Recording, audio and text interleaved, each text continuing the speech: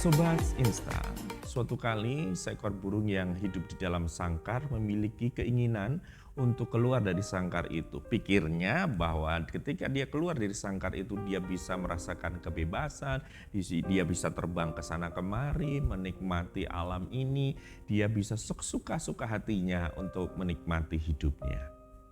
Hingga suatu saat dia berusaha untuk keluar dari sangkar itu. Padahal pemilik burung itu sangat perhatian, sangat menjaga burung itu dan sangat mempedulikan burung itu. Tapi namanya keinginan burung itu semakin kuat sehingga dia akhirnya berusaha untuk keluar dan dia berhasil keluar dari sangkar itu. Sekeluarnya dari sangkar itu si burung ini terbang ke sana kemari. Dia mengepakkan sayapnya dengan penuh bahagia, sukacita dalam dirinya. Sekarang aku bebas. Aku sudah tidak terkekang lagi, tidak terkungkung lagi, tidak terikat lagi dengan sangkar dari pemilik burung itu. Kemudian tiba waktunya dia merasakan kelaparan, sehingga dia harus mencari makan. Tentu tidak mudah untuk mencari makan. Lalu hujan pun turun dan dia harus mencari tempat berteduh. Bahkan untuk istirahatnya dia harus membuat sarang dan itu membutuhkan waktu. Belum lagi ketika suatu saat ada pemburu binatang, khususnya pemburu burung yang menembakkan ke arah burung itu dan sempat beberapa kali akan mengenai burung itu. Ini bahaya. Nah, ketika melihat peristiwa itu, maka burung ini mulai berpikir, ternyata faktanya, realitanya kok berbeda ya. Saya dulu waktu di sangkar itu berpikir ketika hidup di luar sangkar nanti akan enak. Ya semuanya bisa tersedia kan di alam bebas gitu ya. Dan aman-aman saja, tapi ternyata saya harus cari makan, saya harus berteduh, cari tempat, bikin tempat, kemudian saya harus bisa melindungi diri saya sendiri dari tembakan para pemburu itu dan itu membahayakan nyawanya. Dia mulai berpikir, apakah aku harus kembali lagi ke sangkar? Dan kayaknya saya harus kembali lagi ke sangkar. Karena kenyataan tidak sesuai. Ya, justru lebih banyak bahayanya daripada bahagianya. Sobat Insta semuanya, kadang-kadang orang percaya seperti pikiran burung itu ya, yang ingin bebas ataupun lepas dan mengeluarkan diri dari aturan kehendak Tuhan atau dalam tanda petik dari sangkar yang Tuhan tentukan.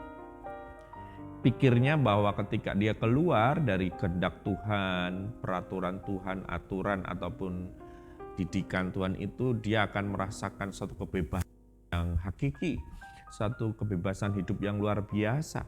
Pada ketika orang-orang itu keluar dari sangkarnya Tuhan, justru akan lebih mudah dimangsa oleh si jahat.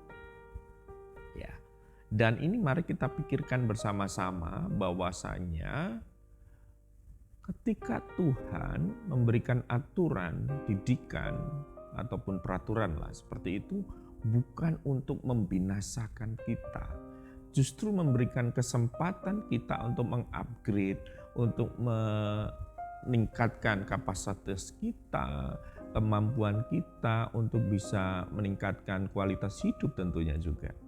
Dan didikan, peraturan ataupun ketetapan Tuhan itu bukan untuk membinasakan ataupun untuk membunuh kreativitas kita. Justru ketika kita hidup di dalam aturan didikan Tuhan atau titah Tuhan, maka Tuhan memberikan juga satu kebebasan untuk kita berkreasi sehingga hidup kita akan semakin bertumbuh, berkembang sesuai dengan firman Tuhan.